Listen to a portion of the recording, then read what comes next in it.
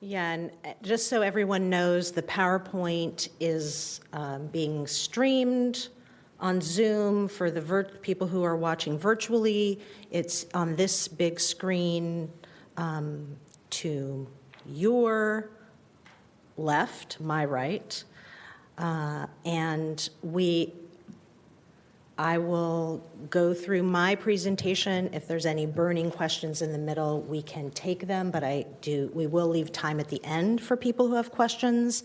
And there is no way to ask questions for people who are watching remotely. So if you have burning questions, come and sit with us in person.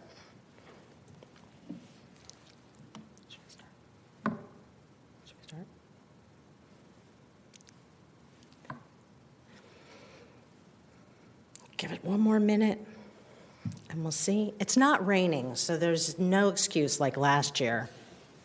Maybe the rain brings people out, because we had a much fuller house last year on that very rainy Wednesday.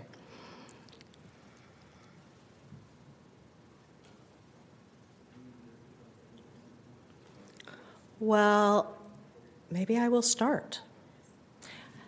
Good evening, everyone. Oh, people coming in.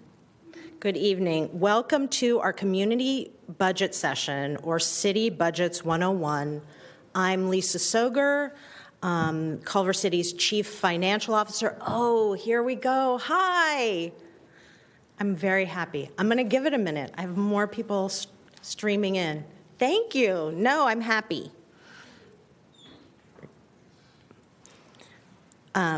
Before I really begin, I want to thank Elizabeth Shavelson, our Assistant CFO, Michael Towler, our Finance Manager, and James Lambert, our Associate Analyst. Michael works on the budget. Liz and James went above and beyond helping me put this presentation together. A municipal budget is a complicated document with thousands of line items. Like, here it is. It's a doorstop. So tonight, this is only going to scratch the surface. We are not going into every line item.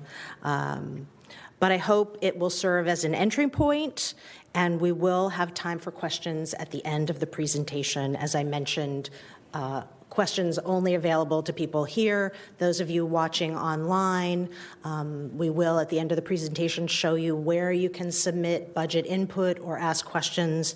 We do have a box link on the website, and there is a email address that you can send your budget questions to. Okay, let's see. I got this. So, Culver City prepares an annual budget for its fiscal year, which runs from July 1st through June 30th. This is the schedule on the screen for fiscal year 2025-2026, and it must be approved by the end of June so that we can begin spending and receiving revenue in the new fiscal year. Finance staff, and they are in the House supporting, so I appreciate that, is working on the budget year-round. But the process starts for departments in February and March as they develop their work plans. There are many public meetings over the next several months, and again, public input is welcomed throughout the process. The City Council's budget policy requires the city manager's proposed budget to be delivered to City Council 45 days before the start of the fiscal year. To meet that deadline, staff delivers the draft budget to Council at the first meeting in May. Later in May, Finance presents the overall budget, and the departments present their respective pieces of the budget for City Council discussion. I want to go into a little bit more detail about the budget process. Last year, City Council adopted updated strategic goals for 2024 through 2029. These goals inform department work plan priorities, which are brought to Council for further review. Finance staff prepares budget templates for departments and creates payroll projections based on existing staff. Staff reviews revenue, historic trends, and monitors current economic indicators to develop revenue projections. This year, considering the existing structural deficit, the city manager and I have asked departments to sharpen their pencils and look for possible savings.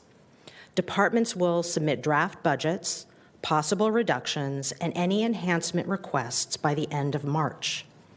Finance staff, in consultation with the city manager, reviews those requests against available funding. The proposed budget is prepared for City Council. That budget is a base budget that shows a decrease from the adjusted budget of the prior year due to funds for multiple capital improvement projects and other encumbrances that have been carried over from the previous year.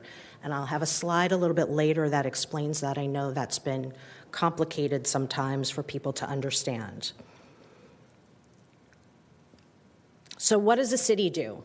What are we typically responsible for? What services?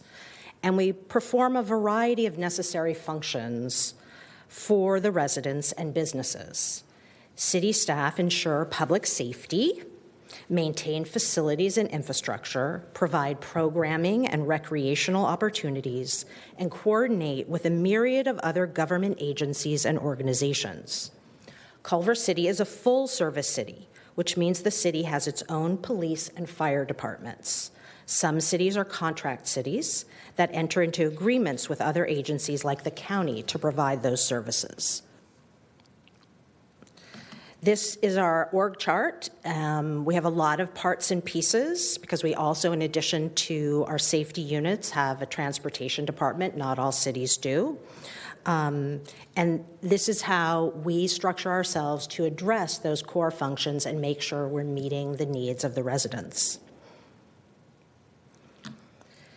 Cities, so what does a city not typically do? We don't typically we are not responsible for education, which is provided by school districts that have their own revenue sources.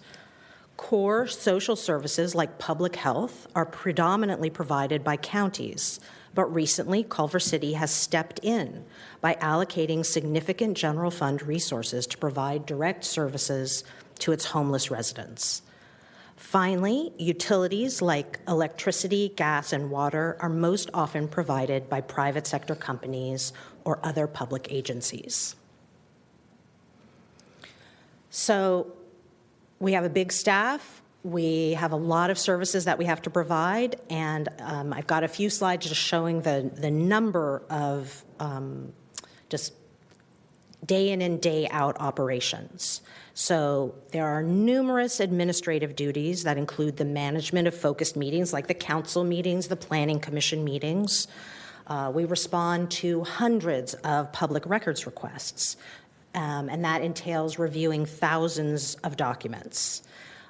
We are responsible for communicating information to the public, safety information and other important news items. We let them know about events happening in the city.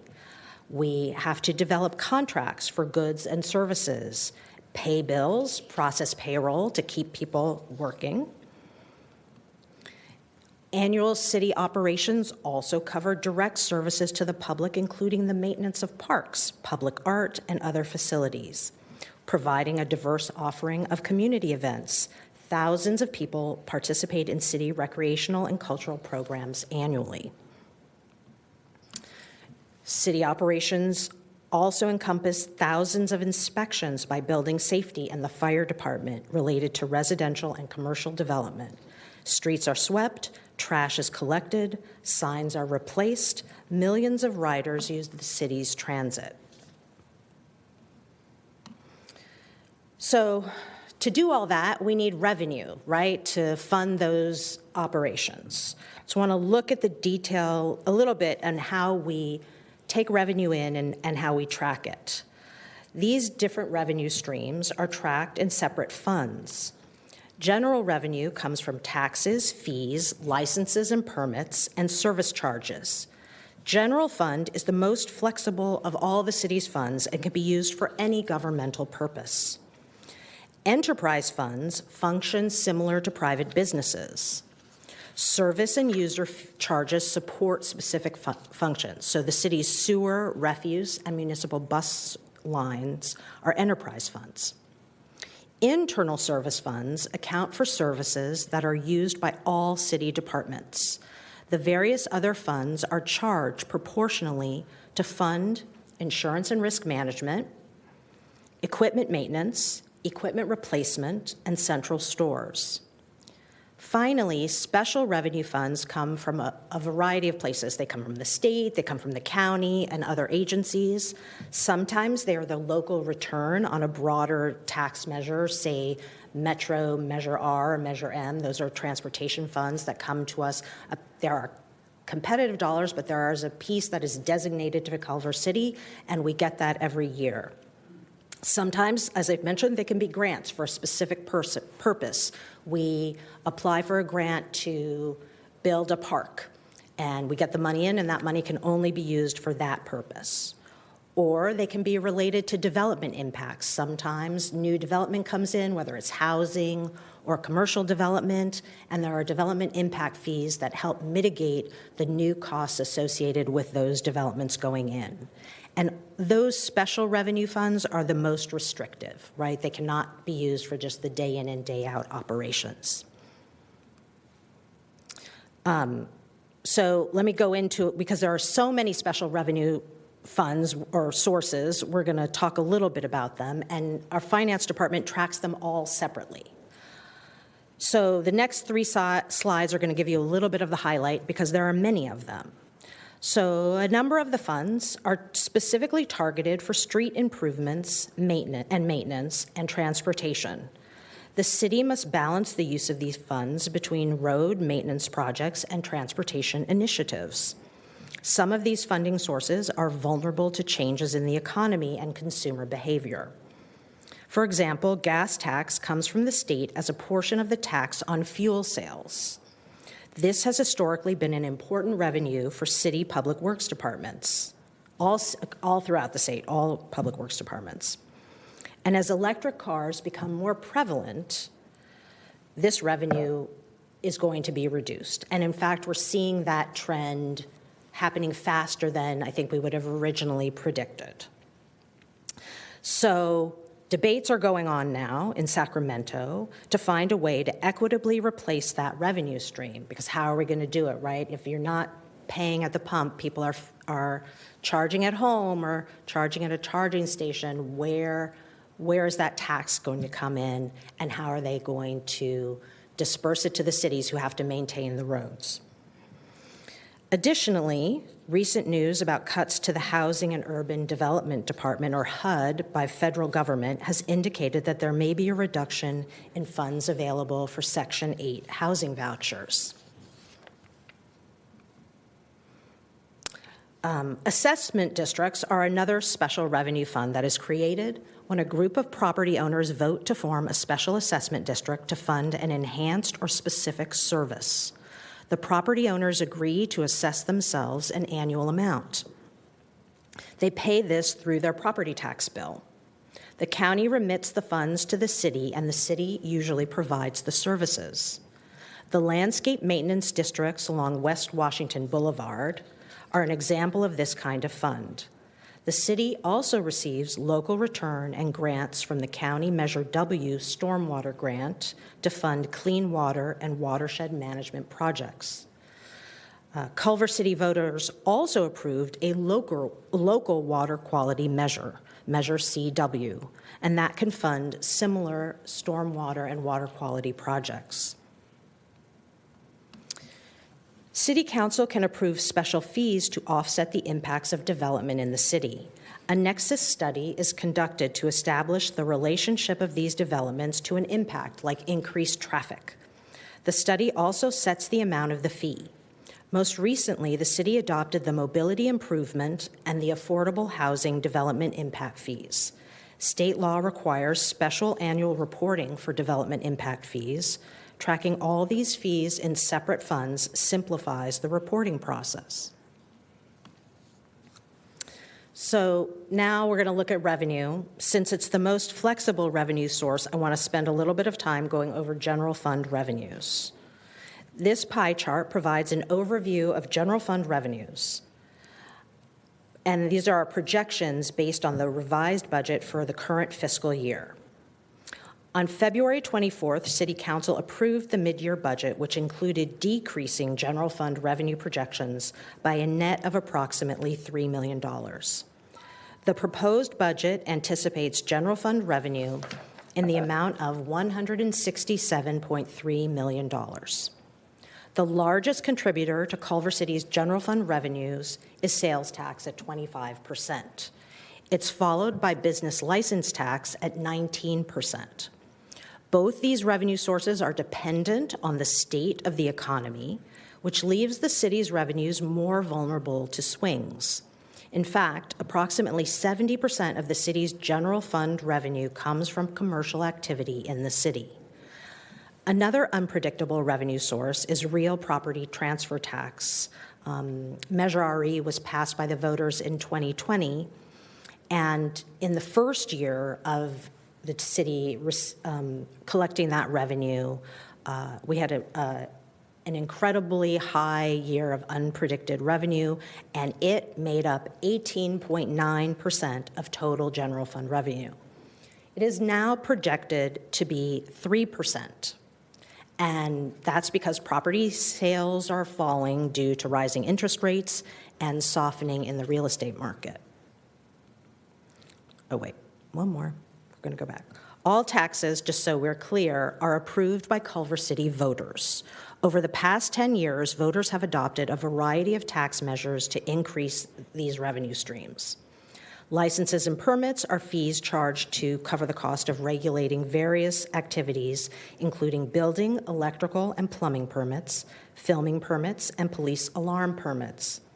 Charges for services are imposed on users for a specialized service provided by the city under the rationale that the benefiting parties should cover the cost of the service rather than the general public. These include recreation program fees, plan check fees, and hazardous material fees. So I'm going to go over some of those tax and other revenue categories in a little bit of detail, looking at a 10-year history. Sales tax includes Bradley Burns Uniform Sales Tax, Measure C, Measure CC, and a public safety sales tax. In accordance with its revenue and taxation code, the state of California imposes a 7.25% sales and use tax on all taxable sales in Culver City, and that is called the Bradley Burns sales tax. The city receives 1% of that revenue. The state also allows counties and cities to place additional transactions and use taxes in an amount of up to a total of 2% when approved by the jurisdiction's voters. So that means that 7.25%, just per the rules in the state regularly, can go up to 9.25%. Under that 2%, Culver City voters approved Measure CC, which was formerly Measure Y, which is an additional half-cent tax. And that happened in November of 2012 and took effect in April 2013. This boosted sales tax revenues in the following years. Voters again extended Measure C in March 2020 for an additional 10 years, so that it had a sunset date. Its sunset date is now in 2033. Culver City voters again approved another sales tax measure, Measure C, in November 2018 for a quarter cent. This graph shows the increase in revenue in the following years, so that the blue on the bottom is the main Bradley Burns, the sort of lighter blue on top is Measure CC, the half cent, and then the quarter cent for Measure C is the dark blue band. And it really shows how we sort of weathered the pandemic, right? So in 2020, when the pandemic hit, our sales tax revenue kind of maintained itself, one, because we had that extra quarter cent, and then things started booming as we came out of the pandemic. There was a lot of money coming in from the federal government. There was stimulus money that happened, and so people were spending money, and we saw a spike as we came out of the pandemic that we now see is flattening. So just kind of, that's the picture of our sales tax. It's kind of flat now. It's course corrected from that huge spike out of the pandemic. But talking a little bit about that state cap of that 9.25%, the state can also approve for special jurisdictions through legislation increments above 9.25%. So Metro received approval for both Measure R and Measure M back in the day, so that's an extra. Those were each half cent, so it's an extra 1%. That is on top of the 9.25. And so for a long time, the city was at a 10.25% sales tax. Last year, Los Angeles County received special approval for a half cent over and above for Measure A, which was adopted in last November, and that is specifically for homeless services. And when the voters approved that in November of 24, the quarter cent from Measure H, and this was a stipulation by the state legislature, was that that quarter cent is vacated. So that was the original Measure H funding that supported homeless services in the county. So that quarter cent is now available for any local jurisdiction, cities, or Los Angeles County, assuming that they hadn't. There were some cities that had actually had their full 2% cap allocated prior to Measure H. In that case, they were not allocated. Measure H was not allocated to them. The city of Santa Monica is one. So now they're all at their 2% cap, and the extra half cent for Measure A takes effect in all those jurisdictions. Let's talk about business license tax. This was another revenue source that initially was predicted to be hit hard by the pandemic, but that really wasn't the case. The increased revenue in the last fiscal year is related to increased compliance through the efforts of the city's business tax consultant, HDL. HDL identifies non-licensed businesses operating in the city and works to get them registered and paying taxes. So you can see there was a slight spike in fiscal year 23 when they really started to have strong compliance efforts. And then in November of 2022, Culver City voters approved new business tax rates and classifications, and that was the first update to those classifications since 1965. Those rates took effect on April 1st, 2023 for new businesses and went into effect for existing businesses with their 2024 renewals. So revenues in fiscal year 23-24 of $31.3 million outpaced our projections. We projected an increase, but not at that level. Staff has maintained those projections for the current year to match last year, and I didn't mention this before, but many of these revenue sources are cyclical in nature. They don't all spread evenly over a fiscal year, like month to month. So some of them, like business license tax, is predominantly received in January and February because that's when the renewals happen, right? Every year, December 31st, businesses, their business license expire, they need to renew, and that happens, the deadline for renewal is the end of February, and so that's when all the revenue comes in. So at the point of us preparing this document, we really don't have a sense of what the revenues are going to be and how to project for next year. But as we prepare the budget, by April, we will have a better sense and we will know whether we're maintaining this high level, whether there's a softening, and that will be incorporated into our budget projections.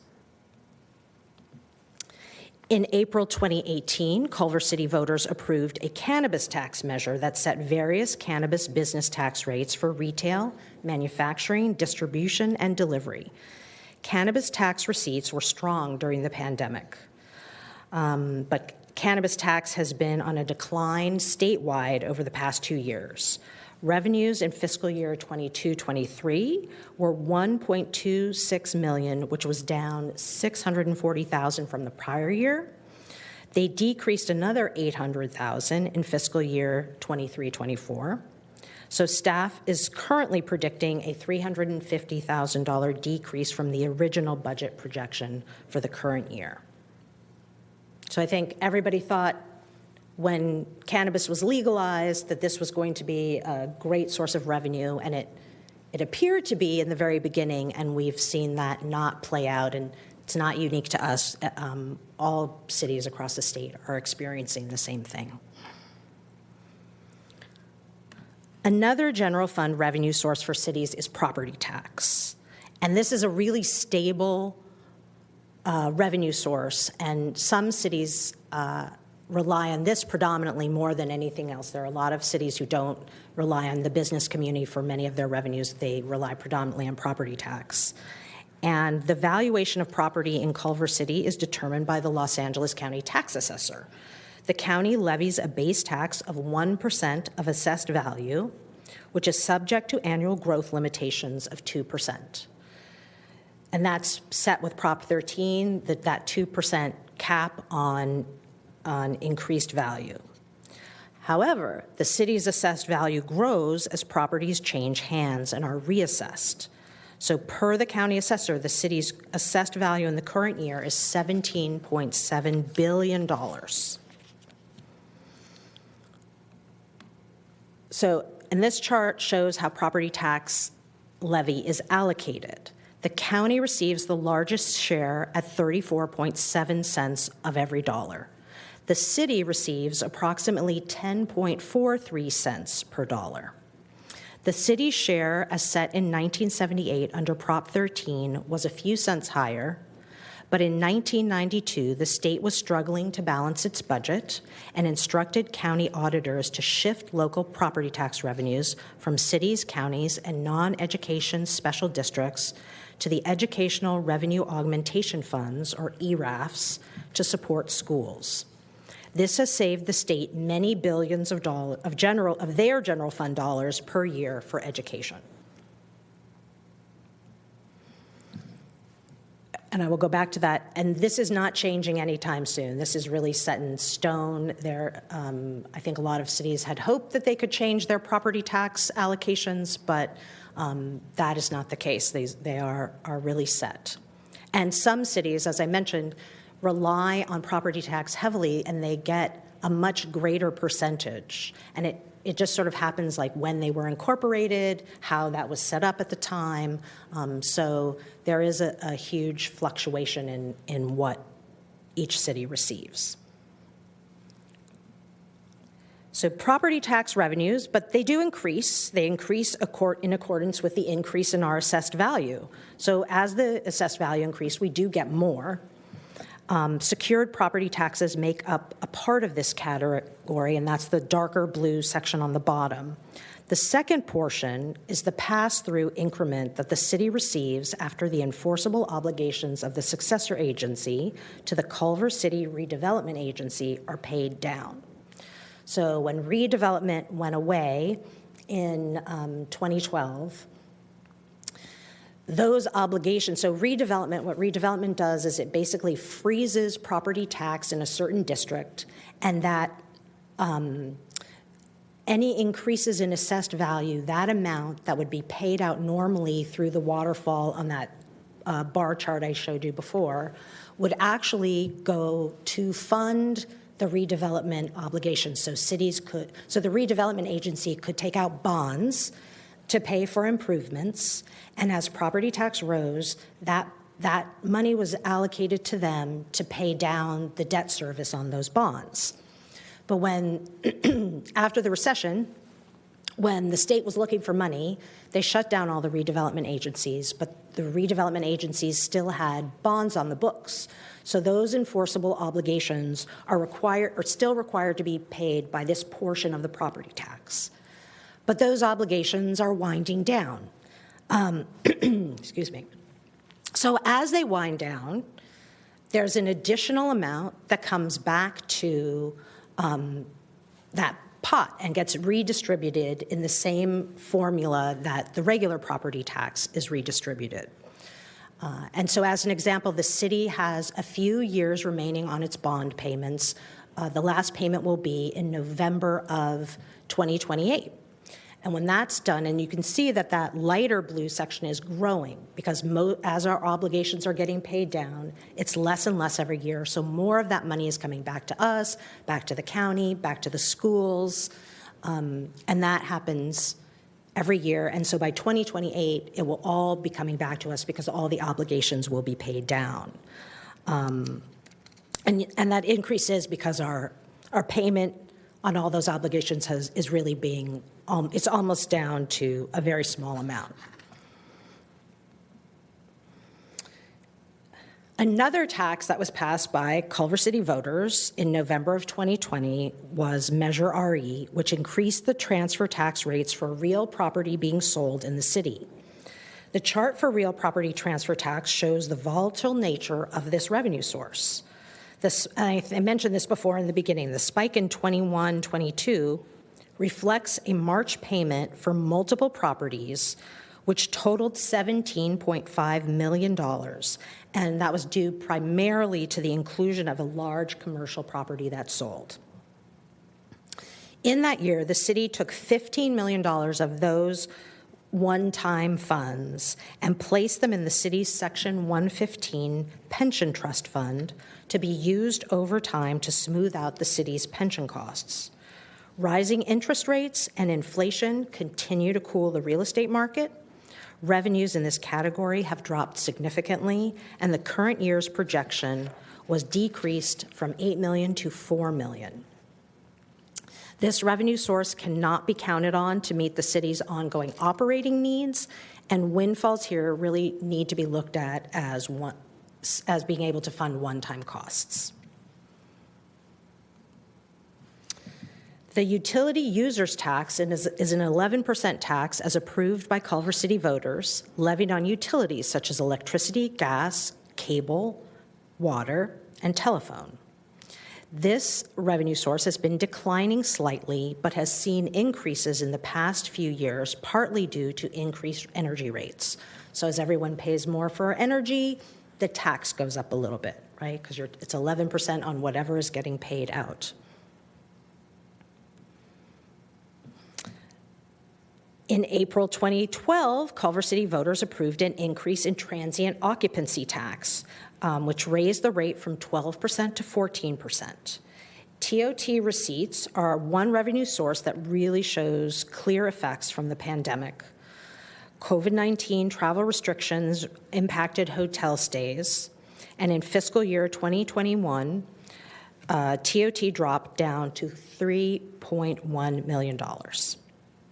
When those COVID restrictions were lifted, that was reflected in increased travel, and the fiscal year 21-22 revenue came in at $8.8 million, which is higher than the pre-pandemic numbers. The opening of a new hotel in October 2021 added to the strong receipts in this category. TOT receipts continue to be strong and are predicted to reach $12.8 million in fiscal year 24-25. Finance staff takes all these revenue sources into account when we begin to develop the budget. We strive to achieve a balanced general fund budget where annual operating expenses do not exceed general fund revenue. This chart shows the 10-year trend of the general fund revenue and expenditures. Through conservative budgeting, the city has been able to keep operating expenses at or below revenues. This enabled the city to build up strong general fund reserves, which I'll discuss a little bit later. The City Council has approved expenditure appropriations in the prior and current fiscal year that are projected to exceed revenues. The city's reserves will fund the difference, but this is not sustainable for the future. The city will need to consider an additional revenue source and or contemplate reduction in services to balance the operating budget. The city has received the Distinguished Budget Presentation Award from the Government Finance Officers Associations, or GFOA, for over 30 years. One of GFOA's mandatory requirements for the budget document is that it reflect a coherent statement of organization-wide strategic goals and strategies that address long-term concerns and issues. In November 2023, City Council adopted the 9 strategic goals seen in this slide for 2024 through 2029. These goals reflect the work that departments do throughout the year, and they inform the department's work plans and the development of the budget. The adopted budget, which is approved in June, reflects personnel, base operating costs, and some one-time enhancements. After the prior fiscal year closes, the budget is revised to reflect carryovers and encumbrances. You can see in this table that the current year adopted budget was $188.5 million, and the revised budget is $204.5 million. And I want to give you an example that will help clarify what that means when we talk about carryovers and encumbrances.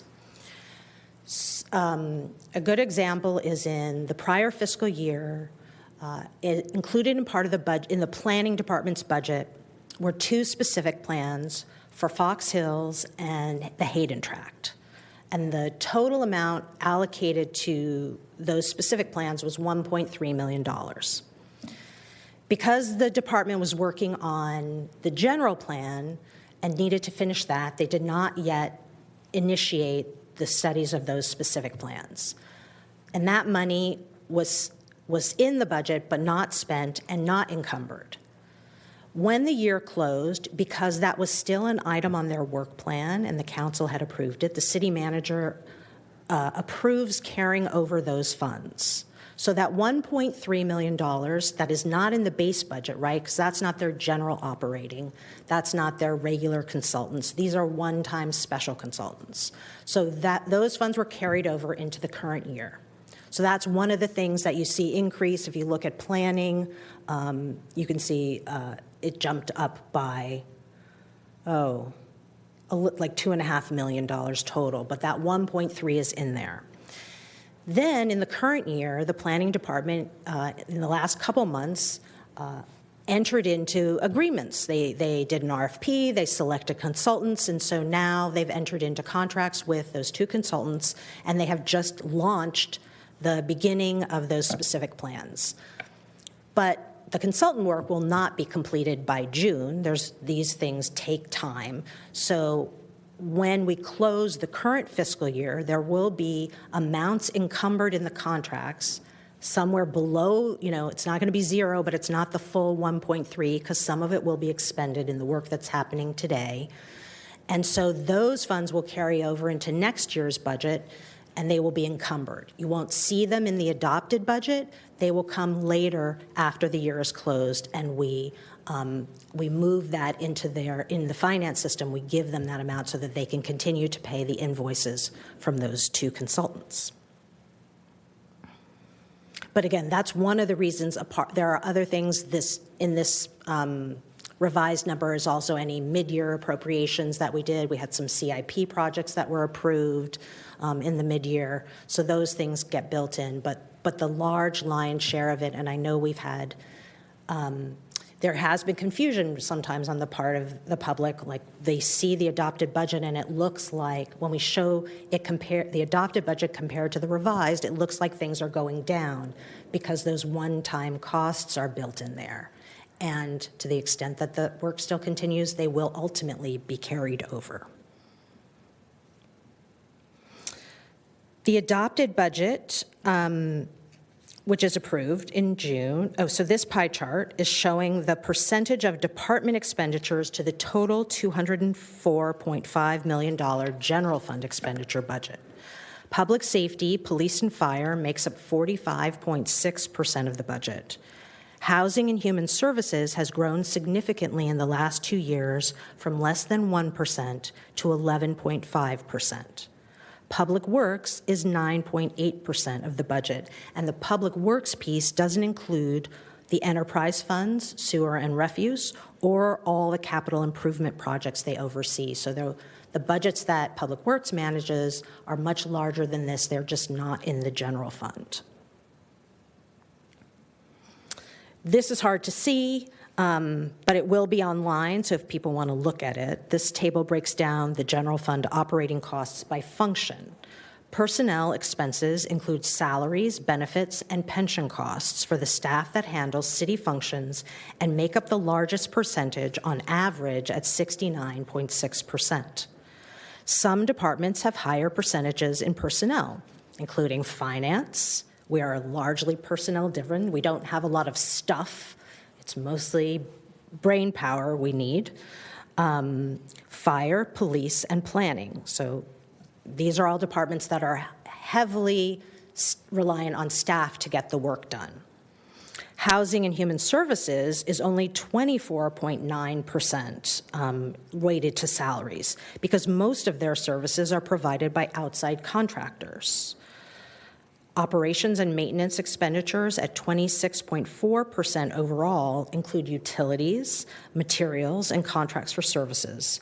In some cases, those contracted services produce revenue for the city over and above the cost of those services. An example is the red light cameras. We have a consultant that manages those, and their expenses come out of that, but there is also revenue over and above that is generated for the city. The capital that you see here in this table is not CIP, but these are items that are procured for the city that need to be tracked. So it's equipment that we have to buy, but we have to track them as part of the city's capital assets, which is why they're shown in a capital line. The $12.1 million in transfers is the general fund's contribution to CIP projects. And so the general fund is Fund 101. When capital projects are approved to be spent from general fund dollars, that gets transferred into Fund 420, which is where we spend our CIP. Retirement costs make a large portion of the city's ongoing operational expenses, and I think that's one of the reasons. So that's built into those salary percentages, right? It's not just what we're paying every day, but it's what we have to pay to CalPERS to make sure that retirements are funded. And like most California cities and other public agencies, Culver City provides retirement programs to its employees through the California Public Employees Retirement System, or CalPERS.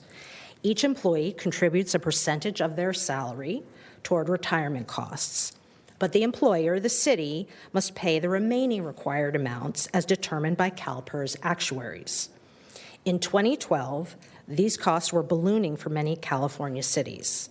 The California Public Employees Pension Reform Act, or PEPRA, which took effect in January 2013, placed compensation limits on new CalPERS members. These limits will begin to reduce the city's ongoing liability.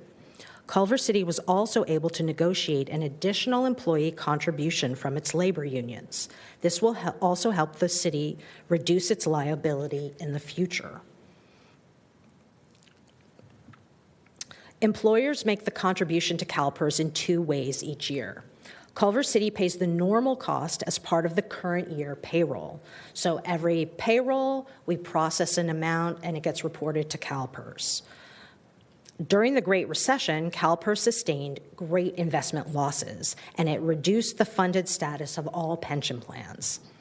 To address this unfunded accrued liability, or UAL, the city must make a separate payment towards that liability every year.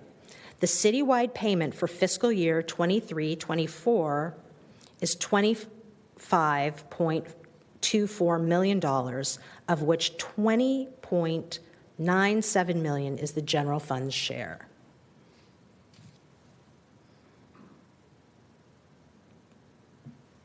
So this chart tracks the city's UAL payments since fiscal year 2018, which was when CalPERS really separated it from the ongoing retirement costs. And you can see that the trend in payments is increasing.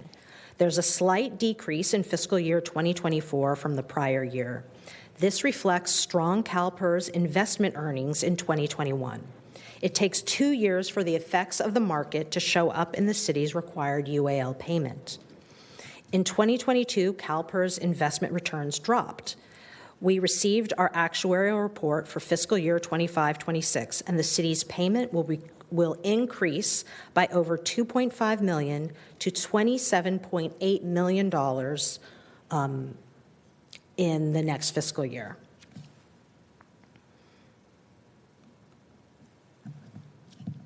As of June 2023, due to those CalPERS losses, the city's total unfunded liability grew to $340 million.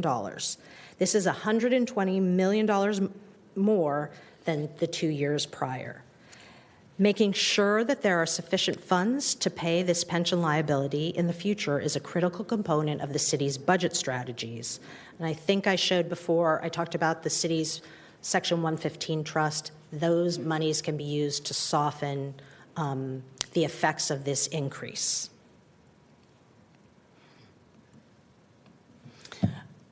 Another city obligation is retiree health reimbursements. The city currently has 590 retirees receiving health reimbursements. The city pays approximately $470,000 per month for these reimbursements, and of that, $395,000 is from the general fund.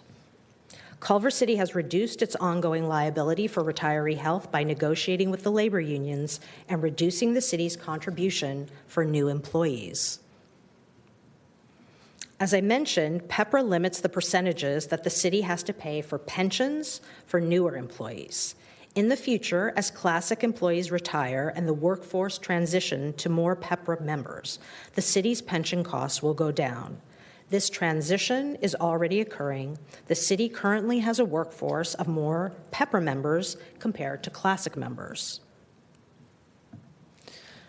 So I'm going to that was a deep dive into the general fund, but again, almost in some ways scratching the surface. I do want to talk about the city's other funds a little bit. The internal services funds are charged to departments proportionally to cover the cost of services used by all. They include insurance and risk management, workers' compensation and liability claims, and our liability and property policies, right? So we have to cover all of those every year, but every department has shares the burden of that, and so each department is charged, and that goes for enterprise funds like sewer and refuse and the general fund. As the city's vehicles age and accumulate excessive mileage, the equipment replacement fund is used to replace them. So money, again, for departments that have a lot of equipment, we have to collect money out of those budgets to make sure that that fund has enough funds to replace things when we need them. The equipment maintenance fund covers the ongoing cost to maintain and fuel vehicles. Departments with vehicles are assessed annually to cover these costs. As costs for fuel, parts, and vehicles rise, these costs also go up. These assessments do affect the general fund. Capital improvement projects are funded with grants, special revenue funds, and general fund reserves. In fiscal year 24-25, the budget approved $51.8 million in CIP. But because CIPs are multi-year projects, funding approved in prior years that is not expended in the current year or are carried forward into the current year. These amounts are added back into the budget after the prior fiscal year has closed. So let's look a little bit at the enterprise funds. The refuse disposal fund is budgeted at $26.4 million in expenditures, and it is funded by fees for the service. Public Works staff does periodic rate studies to make sure that all costs are being captured. Changes in rates are brought to City Council in a public hearing for approval. The city's municipal bus lines is managed by the Transportation Department. It includes both operating expenditures to provide ongoing service and capital expenditures to improve facilities and equipment. Fares do not cover operating costs. Transit agencies rely on county, state, and federal dollars for operating and capital expenses. The sewer fund expenditures also include operating costs and capital costs. The operating costs include an annual payment for the connection to the Hyperion water treatment plant. The sewer fund does have an annual debt service to cover on bonds that were issued for some major capital improvement projects. Again, rate studies are performed to make sure there's sufficient funding for operations and to maintain a sufficient reserve. Rate increases were paused in the pandemic, but were instituted again in the current fiscal year. Again, changes in rates are brought to the City Council in a noticed public hearing for adoption. The city's newest enterprise fund is the Municipal Fiber Network. It provides high-speed, high-quality internet service to the city's businesses, residents, and municipal operations. As I've said many times in this presentation, the city's general fund dollars are its most flexible. Over the past 10 years, the city has built up a strong reserve balance. The city started the year with approximately $151.4 million in fund balance. The unassigned fund balance was $15.9 million. City Council made appropriations during the adopted budget to fund the structural budget shortfall, certain CIP projects, and one-time enhancements that used over $13 million of that balance, leaving $2.3 million in the unassigned. Total general fund reserves are projected to be $115.5 million at the end of the current fiscal year. So when we talk about general fund reserves, they're in multiple pots. So non-spendable is not cash. It's contractually required to remain intact. It's a reserve for something, or it's in a contract. Restricted can only be used for a specific purpose, and that represents the city's Section 115 pension trust. So it is restricted. That pension trust fund, the way it was set up, can only be used to fund pension costs. Committed is made up of several things. So the committed reserves include the city's 30% contingency reserve to be used for emergencies, the facilities planning reserve for city facilities, the recreation facilities reserve for parks, and the public safety equipment reserve. Assigned is where we would have the encumbered contracts and carryovers from the prior year, and unassigned is what is available to be easily appropriated by the City Council. So what I'm showing on this slide are the projected balances for the end of the current fiscal year. So we are projecting to end the current fiscal year with $16.1 million in non-spendable, $30.2 million that is restricted in the pension fund, $66.9 million is committed in that emergency reserve, facilities planning reserve, recreation facilities reserve, and public safety equipment reserve. And the assigned is, we're assuming zero, right? Those were the contracts and the things that were carried over. In reality, it will be something, because as I mentioned before, right, the Hayden Tract and the Fox Hill specific plans will not be done, so there will be some amount. We just assume it's gone because we've already are thinking we are spending those in the current year. And then the $2.3 million is what is left currently unassigned. As the finance staff develops the budget for fiscal year 25-26, we'll take all these reserve balances into account. So as an example, in the facilities planning reserve, if the city infrastructure needs, and that's buildings, right? So if City Hall needed a new roof, we would look to the facilities planning reserve to fund that roof. During the mid-year budget presentation, I presented three versions of the 10-year financial forecast. The base assumptions in the first scenario include the current projected revenues and expenditures with modest inflators based on economic factors and history, full funding for the current homeless services, an assumed annual CIP expenditure of $5 million to maintain all our facilities, a measured drawdown from the city's pension reserve trust fund to soften the city's UAL payment to CalPERS, because we know that's going up in the next 10 years. That's predicted. We have those numbers from CalPERS, and we see a rise over the next 10 years before it starts to go down again.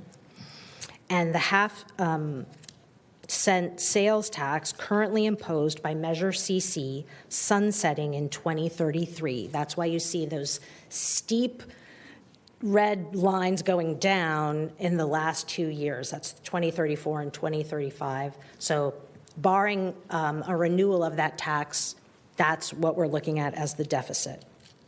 So the city would be required to draw upon its reserves to fund the ongoing structural deficit. And at the end of 10 years, the general fund reserves are projected to be $10.4 million. The second scenario has the same inputs as the first, but it removes the expenditures attributed to Wellness Village in fiscal year 27-28 in anticipation of an affordable housing project on the site. In this scenario, the city will still need to draw upon reserves to fund the deficit, but to a lesser extent. General fund reserves are projected to be reduced by $46.2 million by fiscal year 34-35. The third scenario has the same assumptions as the second, but shows the impact of a potential quarter-cent sales tax measure taking effect in fiscal year 25-26. The new sales tax would eliminate the structural deficit in 2028 until the sunset of Measure CC in 2033. In this scenario, the city's general fund reserves are projected to be $109.4 million in fiscal year 2034-35. So finance staff uses the forecast tool to look at various economic changes and costs for providing services, and this helps us make recommendations to the city manager as we prepare the upcoming budget and present it to council. And just so we know, at Monday's council meeting, city council gave us direction to explore that quarter-cent sales tax, so that is something that we will be studying in the next month and bringing back to council for possible inclusion in a future ballot measure.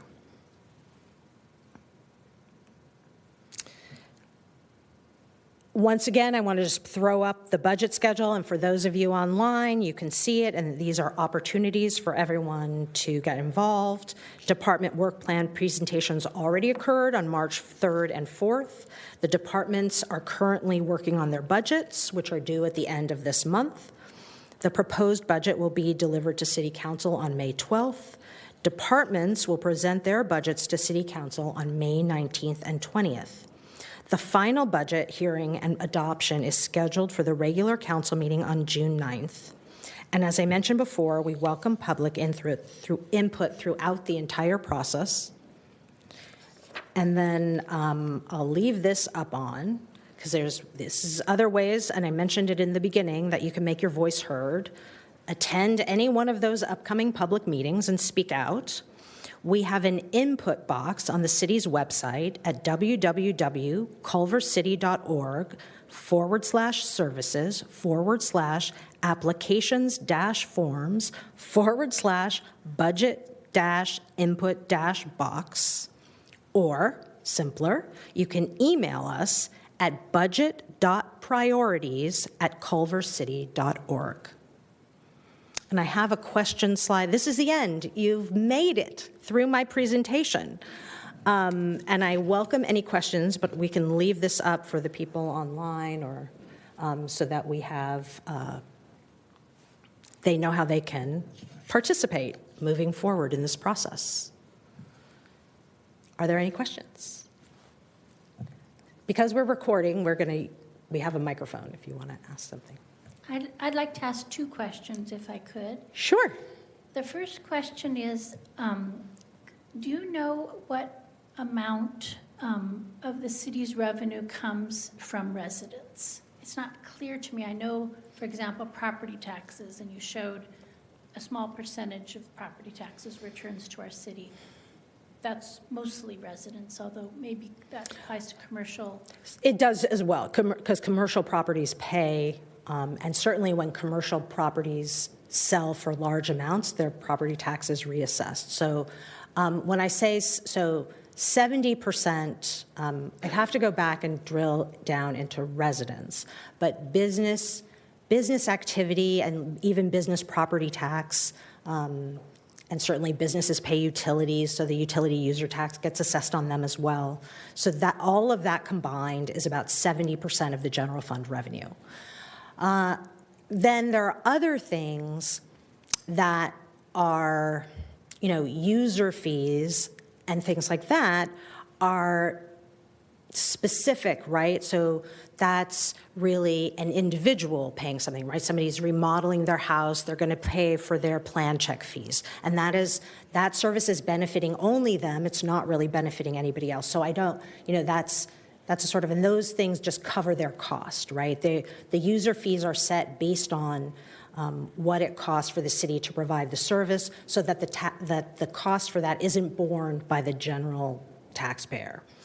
Other things that are in our general fund revenue are fines, and so vehicle violations, right? Like parking tickets, things like that are built into there. Are hard to say, is that really residents? So property tax is a really small thing, and the city doesn't get a lot. There are other cities, as I mentioned, that get a lot more in property tax.